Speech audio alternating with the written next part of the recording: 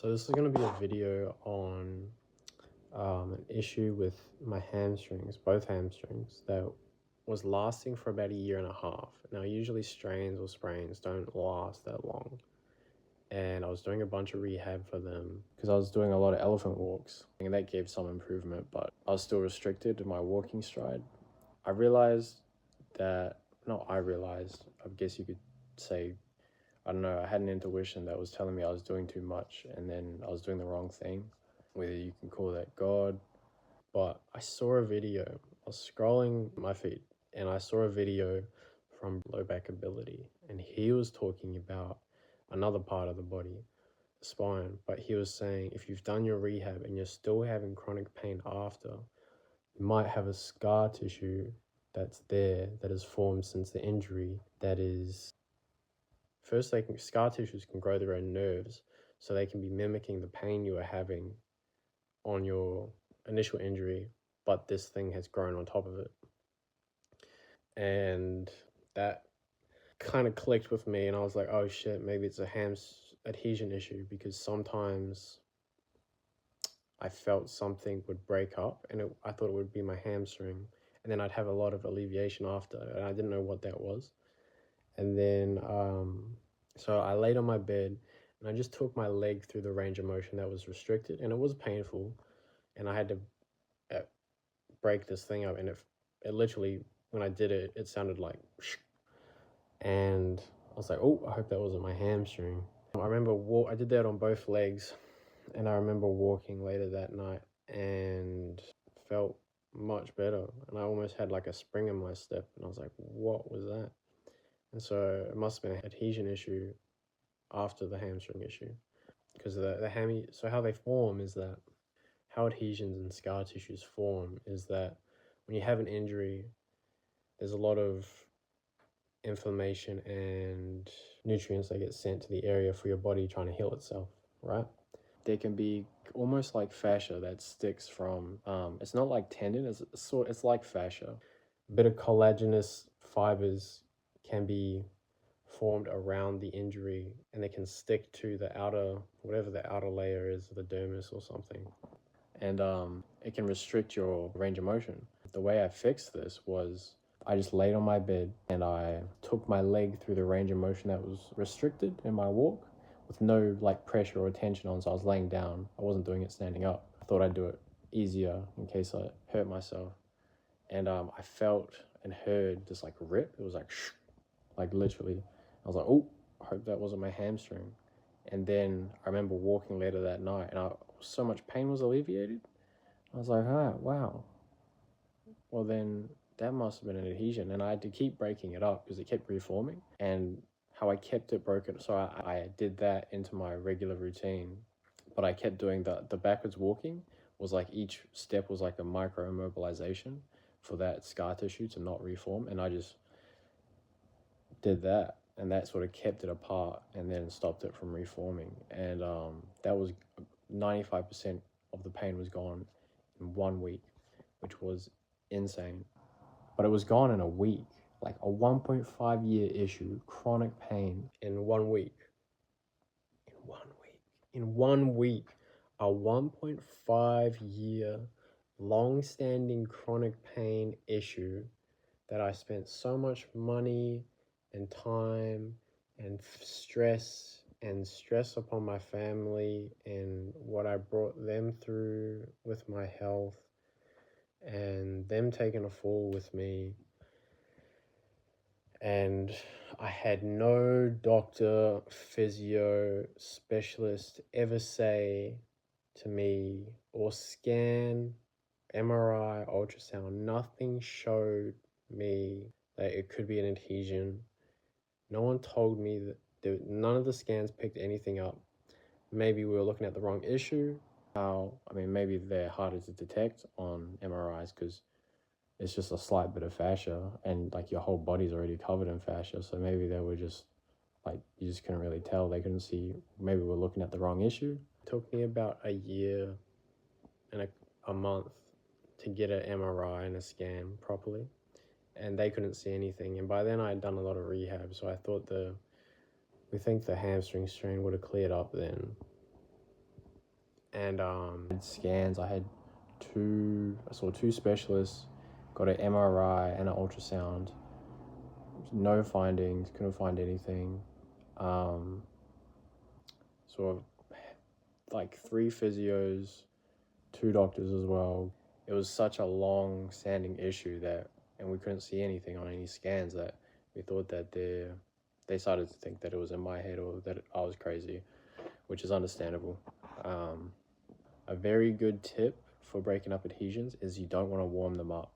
So you know how the principles of ATG are like blood flow so that the tissue is more compliant? Well, it's the reverse for adhesions. If you want to break up an adhesion, you have to hit it cold and break it through, take it through the range of motion. And you have to be careful because you don't want to mix them up. You don't want to mix a tendon issue up with a scar tissue issue, because if it is actually a tendon issue, then you might actually hurt yourself. And that breaks it up. Makes sense, right? So that's what I did. That's how I broke it up. I just was on my bed in my shorts, didn't warm up or anything, and it was very easy to just break it up. And yeah, kept doing that a couple times, and it was sweet with the consistent backwards walking micro mobilizations. So that's my experience with adhesions and scar tissues. Wherever your issue might be, yeah, just take that in mind. Feel, because it didn't all things weren't adding up. Like how a way that you can be able to tell if you have an adhesion is that it just won't all add up. Because the hamstring, if it was a hamstring issue, then the shortest hamstring position would have hurt less, right? Which is going through the stride, the hamstring's a bit shorter. But that was hurting more. So that will be a tip as well. Like, it won't add up fully. Like, you'll have this general consensus, but there'll be like little pieces that are just like don't really make sense, and that could be a sign that it's an adhesion. It was starting to get like such a bad issue too, because I couldn't do the backwards walking for the front of my knee because of the adhesion restriction was making my steps really shallow, because if I took a big stride, then I would have strained and it would have been real painful, because then I couldn't do my backwards walking really well, and I couldn't get into a full knee bend either. And it was starting to affect my rehab for my knee and my spine from a car crash and just being sedentary and just having it get weaker for some reason. Because when I got into that full knee bend, it would really flare that fucking nerve so much in that area, and the nerve in the scar tissue would be so painful. But the pain was in the nerve of the adhesion. So it turns out that pain, like, there was actually no long-term damage caused, except for the time where it would really tug on the nerves a lot. Like my saphenous nerve, it was like around there.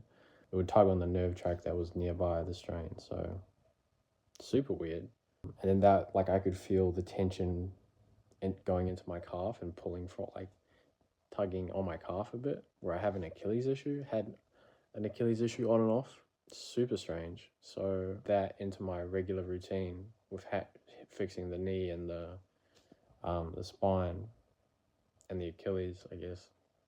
And so, yeah, that's what this a year and a half issue was. Yeah, so tell me why some guy across the earth with no degree,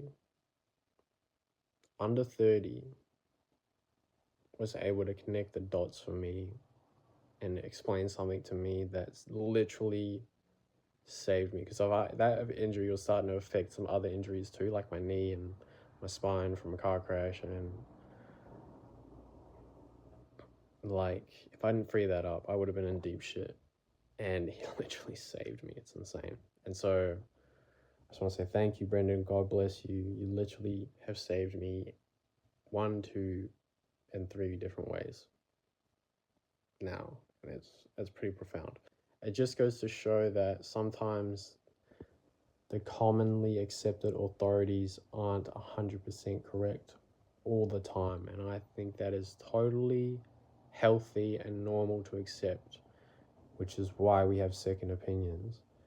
And if they were only always correct all the time and they were never wrong, then that's just a tyrannical, prideful presumption, because it's a totalitarian mindset. And if you're never wrong and always right and you have authority, then you can just tyrannically abuse other people with your power, with the authority that you have, in forms of misdiagnoses and whatnot. I'm not saying that whenever that does happen, it's coming purely from malevolence and bad intent. Like, I don't think that.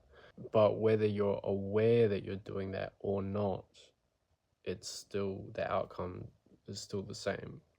And it's a tyrannical presumption, prideful presumption that just does harm. So that's why pride's a sin in the Bible, because pride and hubris always comes before destruction. And so I think people should be understanding of that the doctor's not always right all the fucking time, which is why they have second opinions and answers that we can get from other people if we don't feel heard properly. And yeah, that's all I wanted to say. It's harder for people that haven't been through the system with a serious case to see what I mean and to know. But the people that have been through that experience, they know. Yeah, as long as the egos and stuff don't get in the way and you can humble yourself and inquire to learn. Brendan wanted me to share this, so super helpful for me. And this was a very big breakthrough for me, and he probably saved my life. So thank you, Brendan. Thank God for you. And yeah, so onward and upward. There's more people to save. Heard the floss bands work really well cold. I don't do them cold. I don't prefer to do them cold, but if you're breaking up an adhesion and you can do it cold, then that could be for you too. So I'll have a link for where you can get floss bands and some floss bands that I use and I like. I think Mr. Infinity had like some of the best floss bands, but they were very gentle, which was really helpful for me because I was really sensitive. But they did break, but they're still very good. But other ones are still just as good. There's some like off-brand ones like Shogun. I think I got the Shogun ones, and they're nice. So yeah. To anyone else who's dealing with chronic pain after injuries, just factor in it could be an adhesion. And so yeah, that was crazy.